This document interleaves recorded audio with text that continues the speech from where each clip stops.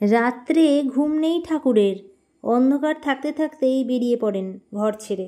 এক একদিন নবদের কাছে এসে লক্ষ্মীকে ডাকেন, ও লক্ষ্মী, ওঠ রে ওঠ, তোর খুড়িকে তুলে দে, আর কত ঘুমোবি, রাত পোহাতে চলল, মার নাম কর।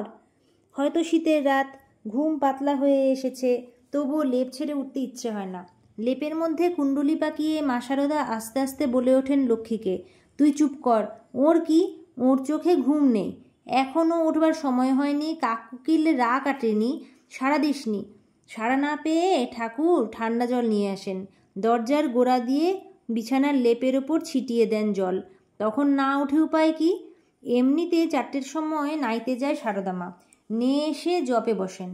বিকেলের দিকে একটু রোদ আসে, পরন্ত বেলার নিভন্ত রোদ, তাইতে চুল শুকোবার চেষ্টা করেন।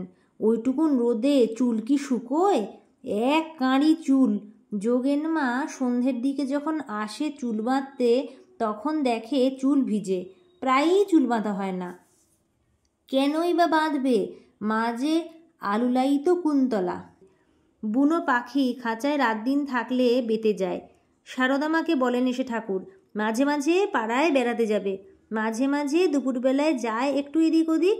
ঠাকুরই তাকে দাঁড়িয়ে দেন পথের ওপর, বলেন, এখন এদিকে কেউ নেই গো, বেরো টুক করে। খিড়কির দৌড় দিয়ে বেরিয়ে পড়ে মা শারদা। পাড়ার মধ্যে এ বাড়ি ও বাড়ি একটু ঘুরে এসে আবার সন্ধ্যের আগেই খাঁচায় ঢোকে। মন্দিরের কাছে জমি নিয়ে দিলেন শম্ভু মল্লিক।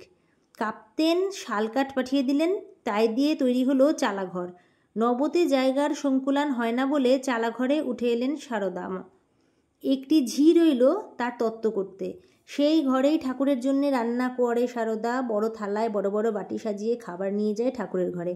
যাই খান না খান, সজনে খাড়া বা পোলতার শাক বাটির ঐশ্বর্য আছে ঠাকুরের। ছোট বাটি দিলে বলেন, আমি কি পাখি যে ঠুকরে ঠুকরে খাবো? অন্নপূর্ণার ভাণ্ডারে অনটন নেই কিছুর।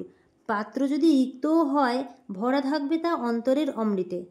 দূর থেকেই ঠাকুর সব দেখাশোনা করেন, নিঃসঙ্গে রেখেও পাঠান একটি অন্তরঙ্গতার সুর। একদিন বিকেলবেলা হঠাৎ হাজির হলেন সেই চালাঘরে, আর তখনই এমন বৃষ্টি নামলো যে ধরল না সারা রাত।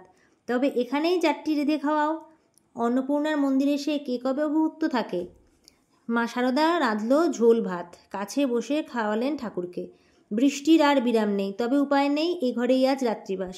কীরকম একটা ঘনিষ্ঠতার আবেশ আনলেন ঠাকুর।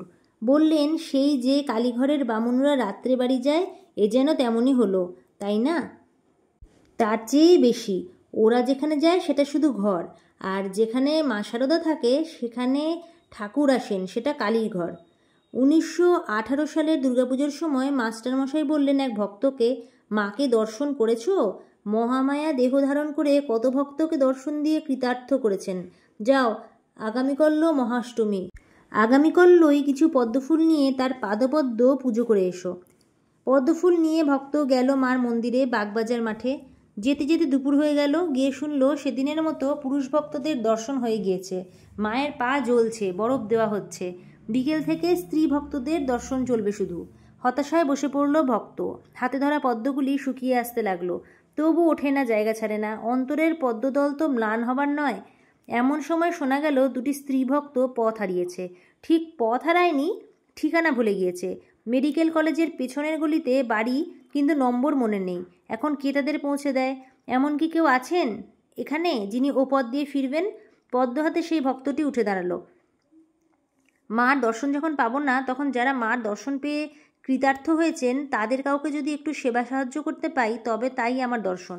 কলেজ স্ট্রিট হয়ে শিয়ালদা স্টেশনে যাব আমিই পারবো পৌঁছে দিতে। উপর থেকে খবর এলো মা ডেকেছেন। সিঁড়ি বেয়ে টলতে টলতে উঠতে লাগলো ভক্ত। মা এসে দাঁড়ালেন তার তৃষ্ণার্ত চোখের সম্মুখে, তাকালেন তার মুখের দিকে, কিন্তু এমন অভিভূত হয়ে গিয়েছে ভক্ত, মার মুখের দিকে না তাকিয়ে পায়ের দিকে তাকিয়ে রইল। পদ্মফুল রাখলো তার পায়ে। শিশির আর তখন কোথায়, বিকচ হয়ে উঠেছে নয়নের শিশিরে। হ্যাঁ, এর দ্বারাই হবে, মা মনোনীত করলেন। বললেন, একে প্রসাদ দাও। নেবে না কিছুতে ভক্ত, তবু মা তাকে একখানি কাপড় ও একটি টাকা দিলেন। পথহারা স্ত্রী ভক্ত দুটিকে দিলেন তার হেফাজতে। অন্ধকারে অনেক ঘোরাঘুরি করে স্ত্রী ভক্ত দুটিকে বাড়ি পৌঁছে দিয়ে ভক্ত চলে এলো মাস্টারমশাইয়ের কাছে। সব বললে আগাগোড়া, কিন্তু সর্বশেষে দুঃখের নিঃশ্বাস ফেললে। বললে, কিন্তু মার সঙ্গে তো কোনো কথা হলো না। কথা হয়নি কি বলছো? মা লক্ষ্মী মুখ তুলে চেয়েছেন, আর তোমার কি চাই? বলে নতুন কাপড়খানি পাগড়ির মতো করে ভক্তের মাথায় জড়িয়ে দিলেন মাস্টারমশাই। সাক্ষাৎ জগৎজননীকে দর্শন করেছ সশরীরে, তোমার মানবজন্ম সফল হলো। মার মুখখানি দেখিনি, তার দুইখানি পা দেখেছি। মার মুখে যা অভয় তাই তার চরণে আশ্রয়, মুখের আশ্বাস, চরণেই শাশ্বতী স্থিতি।